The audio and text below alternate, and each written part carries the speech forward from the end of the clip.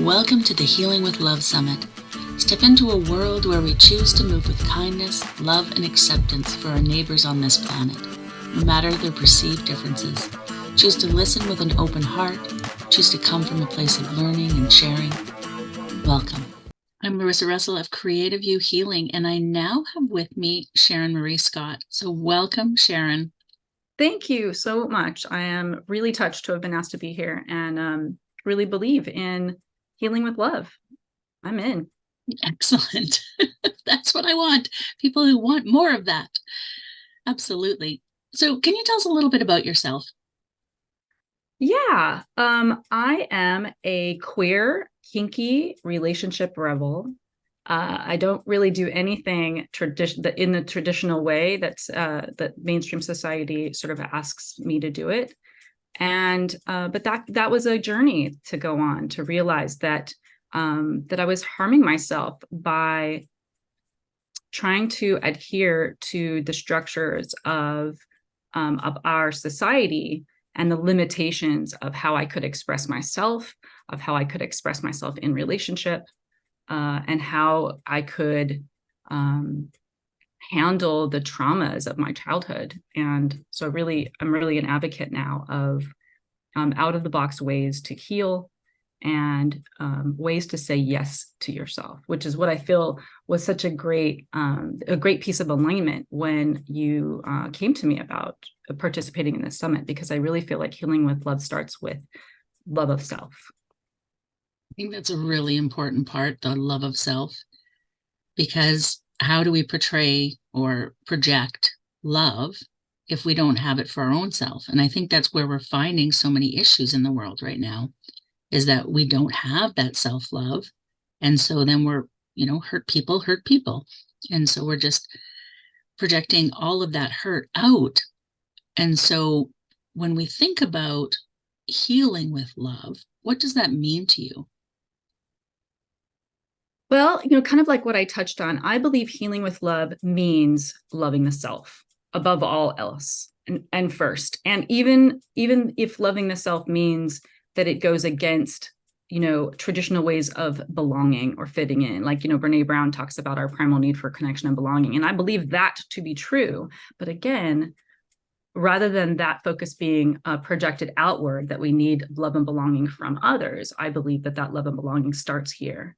And even in the gap of, say, let's say closing the gap between, LGBTQ rights and people who are not of that ilk, I believe that also begins with the internal forgiveness of self and the internal love of self, in order to then turn toward each other rather than away from each other, like we tend to be doing now. Yeah, absolutely. And, just what you touched on about that, wanting to be connected. We need to be connected with others, or we need connection.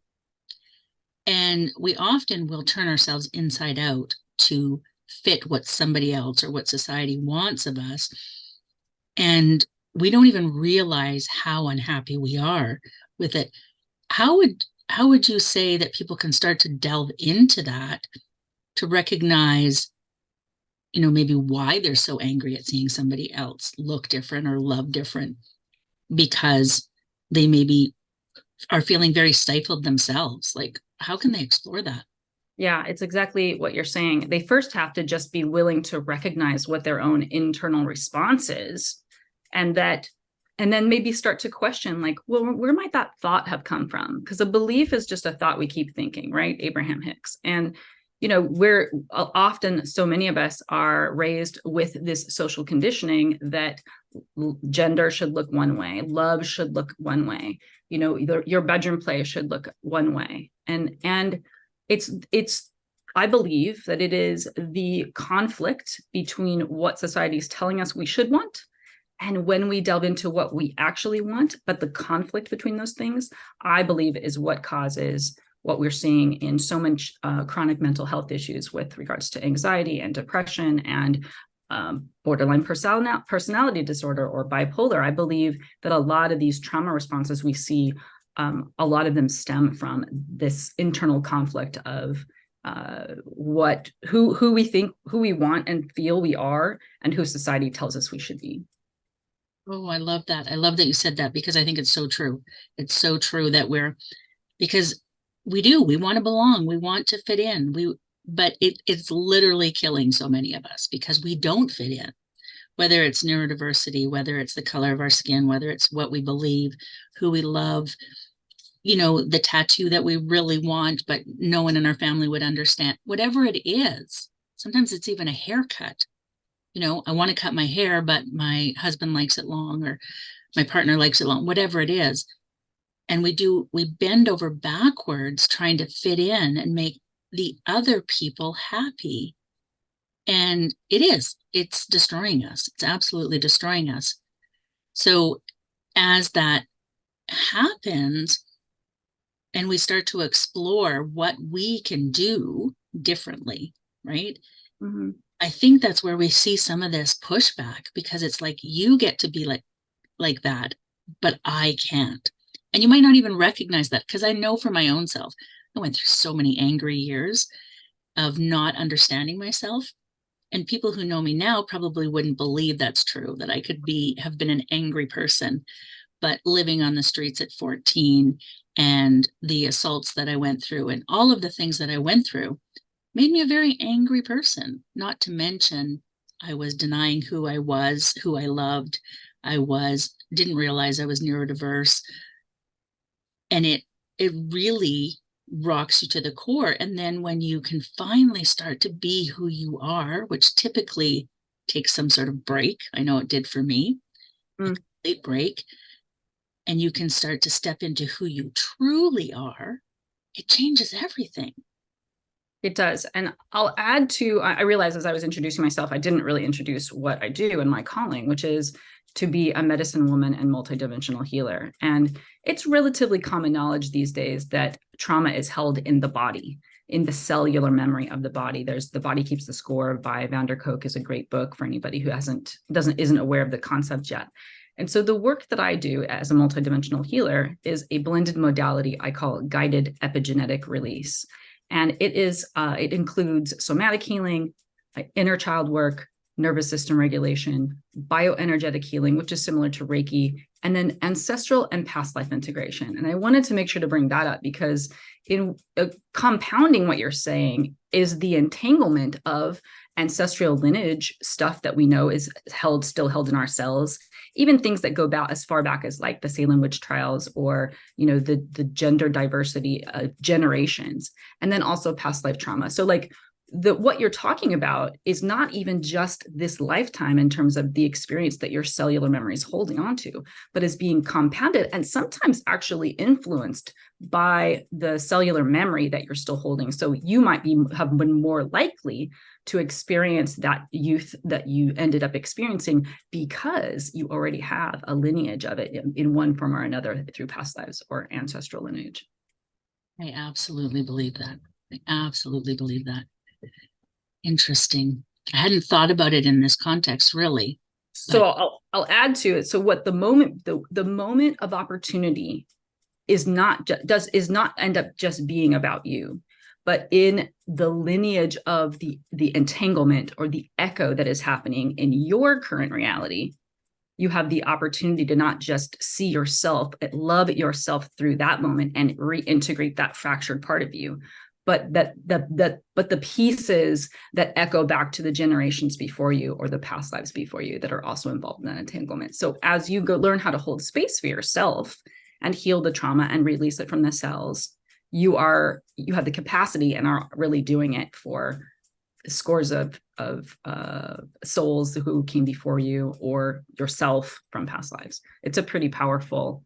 It's when you start to really own that that's the opportunity and that you're here for it. You're here to be the change maker.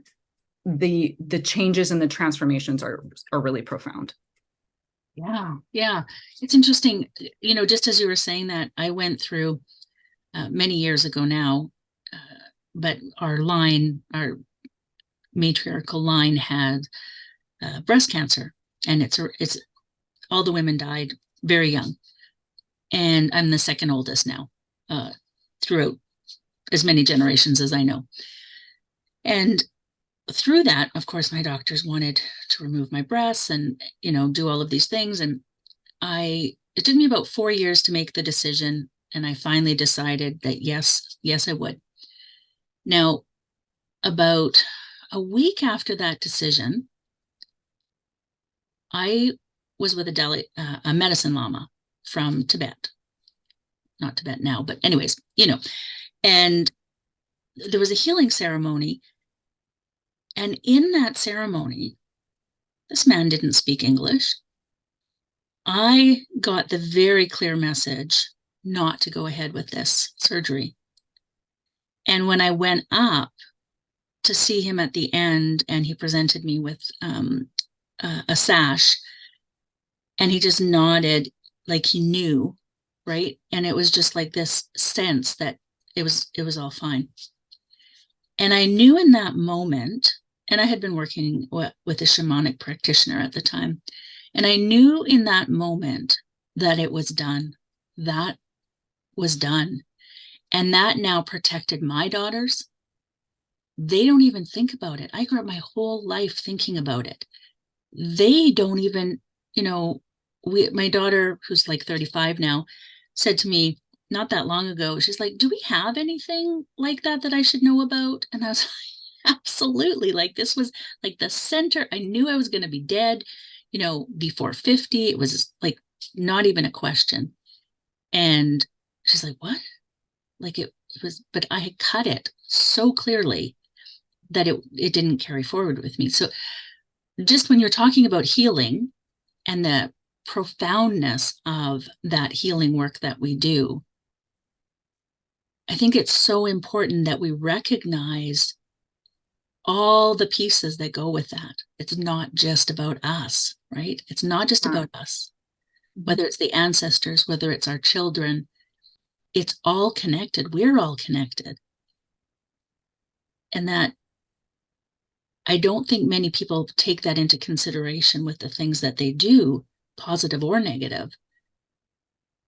And like I can tell you some of the client journey that clients will go on, and it's relatively common. And I remember going through this phase myself, but there is a period of time where you feel resentful. It's like, well, why me? Why couldn't they get their shit together? Why do I have to be the one to hold all of this? The truth is, each generation that comes after you has just got more and more to hold. I mean, it's now my experience in going through it with client work and going through it personally, that it will have an inevitable break, like the one you described. And I can tell you again from personal lived experience and also the experience of my clients that the work you do ancestrally for your own life absolutely translates down the generations. I can tell you that in the last 18 months, I personally have done a lot of ancestral work, especially on my matriarchal side, and that as I embodied some of my lineage, especially in their mental health struggles, schizophrenia and things, I can tell you that the mental health issues that my two adult children, who are also neurodivergent, have completely softened, but through no effort of their own, but clearly through the energetic work that I've done on my lineage, especially on that matriarchal side. So I can see, I'm watching it translate and ripple out to the generations after me energetically. So it's absolutely that powerful. Mm-hmm. And again, healing with love, I keep thinking it. I keep saying it. Ever since you asked me, I feel so, I suppose, so strongly aligned with the healing with love that it's about the self-love here and loving those ancestors that came through and made mistakes. Your story at 14, there's the trauma of the circumstances that you went through. But more than that, the trauma carried over for decades because of the false beliefs that you had about yourself as a result of those traumas. I mean, that's what carries through, right? There's the physical incident of trauma, and then there's what we tell ourselves and what we believe about ourselves and the world that carries out after the trauma. And that's really where the most damage is, and where the lingering effect of trauma is in the cells. Oh, I absolutely agree with that. Absolutely agree with that, because I think especially as women in our patriarchal society, we are very much told we have no value, and we need to behave a certain way, dress a certain way, do all the things a certain way. And when we deviate from that, or if something happens to um, confirm that lack of value, being homeless at 14, that does absolutely carry over, because we now have gotten further proof that we have no value. So then what are the choices we make in our life are ones where we're not valued. And so the healing work is where we start to make the changes in that. Yeah. And of course, awareness is the first step of it. But inevitably, the journey is to have to embody that self-love from the inside out, sometimes before there's proof of it around you. And there's work that can be done internally on the way that you think about yourself, the way that you respond to your internal voice.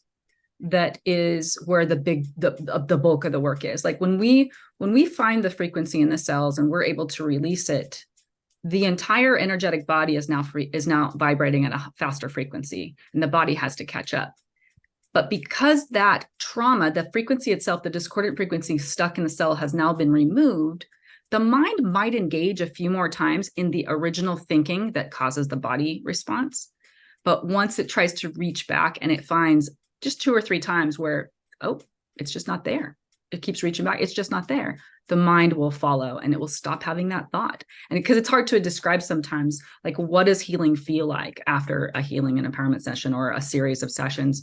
And what it feels like is you have to notice afterward that you didn't have that original emotional response that you would normally have. Or, I walked to my car and I didn't look all around me totally paranoid as to whether I was being followed to my car or not.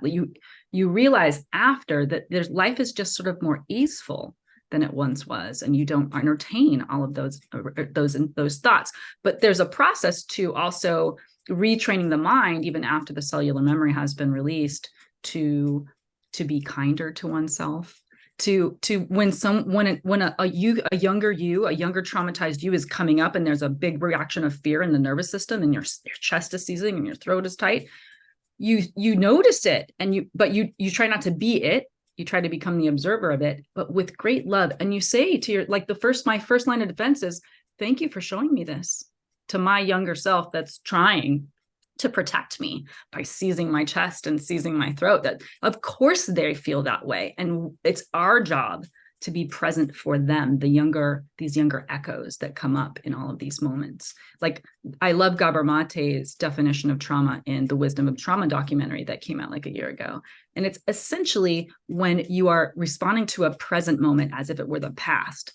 And when you define trauma like that, every single person on the planet has trauma. And I can see why that is the definition of trauma. I mean, maybe that's a charged language using trauma and say triggered versus say elevated or something like that. But responding to a present moment as if it were the past is something we almost do all the time, all day, every moment.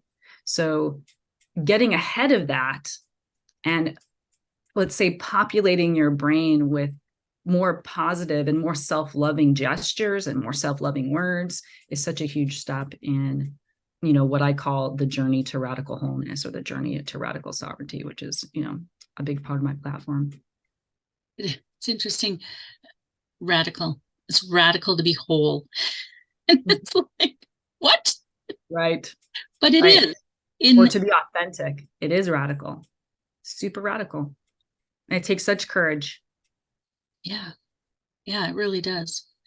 And as someone who walks through the world visibly different from the expected, how have you found people react or interact with you? It's a great question. I'm lucky enough to have a large community that I surround myself with, who are mostly aligned with the alternative lifestyles communities that I participate in. So I'll define that for you. So for me, alternative lifestyles is sex positive LGBTQ, kink and BDSM, And then other forms of non-traditional relating. So polyamory, open relating, swinging, anything that is involved in that. But even in those sub communities, not everybody's in all of those communities, so there still is a little bit of side eye sometimes, depending upon who I'm interacting with. But because it's already in essence alternative, there is sort of a brotherhood or a sisterhood, that occurs by just being not norm or non-mainstream. As far as the mainstream people and how they react to me, I get a lot of questions. I'm not shy of being a little provocative sometimes. So I might drop, my nesting partner and my boyfriend, in a matter of a couple sentences, so that I watch their mind go, what did you just say? And then they inquire. And I also really believe that when I'm presenting myself or my relationship style or my identity, I really believe that the delivery makes a difference.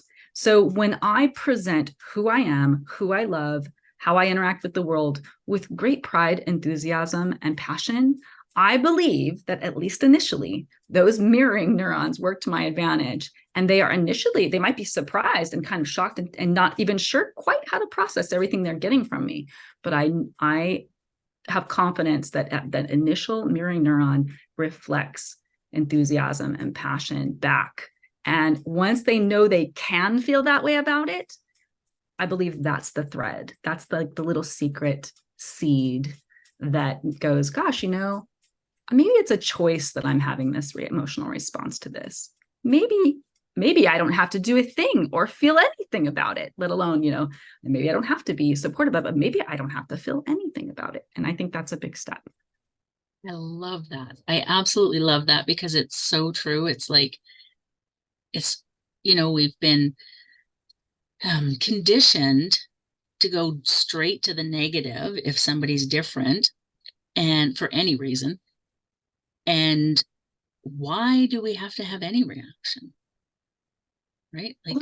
And I'll say that it's just law of attraction too. Like if I'm holding any insecurity about who I am, when I present that information, I am inviting a reflection of that back to me, law of attraction, right? So again, but I have to believe it too, right? Because it's, law of attraction works on what I mean, not even just what I say or what I hope I'm thinking. So there's a process to, again, stripping away the voices of others, that who have taught you to say and believe certain things about yourself, and to really embrace these pieces of you that you have shown judgment toward for yourself and others, like these pieces of our shadow. And again, being in alternative lifestyles or kink community is such a leap forward on the journey of shadow work, as an example, because we're already in the shadows. We are already doing the things that society is judging us for, and then we judged ourselves for. So the fact that we are already in the pool of self-judgment and the fragmented pieces of self, I feel like we have an advantage by participating, because that's my platform is healing through alternative lifestyles, being in poly relationships, because being in a relationship is a spiritual journey, and having more than one partner is going to trigger all of your insecurities and your wounds of rejection and abandonment. But that's the point, because our discomfort shows us where we are not aligned with source, and is the opportunity to release that stuff from the cells, so that we can radiate the divinity that we are, and really life starts to become the video game that it's meant to be, as we learn how to master our mind and get ahead of who we are, rather than like constantly just reacting to the world around us, like getting ahead of that and becoming the creator of our reality. Love that. I love that. I've loved everything that we've spoken about today, really, because I think it's so important that people understand that they have a choice. They have a choice in what they believe. And it can be hard to go against what you have been conditioned with, but you do have a choice. And so I think that's a really important part in the healing journey, because we often don't recognize that we have a choice. Yeah. I love what you're saying, because it's the transition from victim mentality to just anything other than victim mentality. like, because I hesitant to give you another piece of language, because there's places to go even further than people tend to think. But just getting out of victim language, that you are not a victim, that you are always in choice. And if you feel like you're not working hard enough to find the choice that you do have. I love what you said. Absolutely. Yeah, I often say it like you always have a choice no matter what. You may not like the consequences of those choices, but you always have a choice. And so you need to decide what you're going to do here. Yeah. Society at large sort of teaches us this codependent, victim-y, way of being. Our mothers, our mothers teach us that, and it's not easy to deviate from that way of thinking, and because it's easy sometimes to want to be the victim of somebody else, and then I don't have to take responsibility for where my life is at. And so, there's such a huge leap in saying I am 100% responsible for every thought I have, and every belief I have, and every feeling I have. And someone might be the catalyst for me having that thought or feeling, but they are not responsible for it. And I think it's another big growth leap to make when you start to realize the emotional ledger you're carrying around, kind of like Abramate says, and then you're applying that emotional ledger to everyone around you. And they're not even the people who, created the ledger to begin with. And so that's really inappropriate, to be putting it on them, or to be, to put it on new relationship partners, the wounds of past relationship partners. I don't think it's not, I'm not saying the journey is easy, but it's when you start to realize the unfairness of that, I think the work becomes more of you become your own passion project, and you want to be free from all of that, all of those ways of thinking and those limiting beliefs. And, you're searching for that kind of freedom. Yeah. Yeah, absolutely. I have enjoyed this so much. I think I could talk to you all day. I know. Thank you so much for being here. Yeah, no, thanks for such a juicy topic. It's why it's so easy to talk about. Mm-hmm. Yeah. Yeah. I just thought it needed to be done. I was showing the way, and it needed to be done. Do you have any final thoughts before we go? I think I would just want people to say yes to themselves more. That's my big first step. It's like, what small thing can you say yes to yourself? And often it's just a thought. Like, you have a thought and then you feel guilty about having the thought, or you feel ashamed of having the thought. Like, maybe just don't do that. Maybe walk around saying, thank you for showing me that. Some piece of yourself is having that thought or having that feeling. And maybe just start with like saying, yes, it's okay to have that thought. Thank you for showing me that. And then you choose what the next moment of your life is going to look like. But I think maybe that would be my parting thought, is just a little piece of wisdom that they can take with them and start to change their life from the inside out. Well, thank you so much for being here today. So happy to be here. Thank you, Larissa. Thank you for watching this interview. This interview was part of our Healing with Love Summit, which includes healing practices with each interview. If you're interested in learning more or purchasing the full summit with interviews and healing exercises, click the link below. Remember that it is a choice how we move through this world. Choose love. Love heals.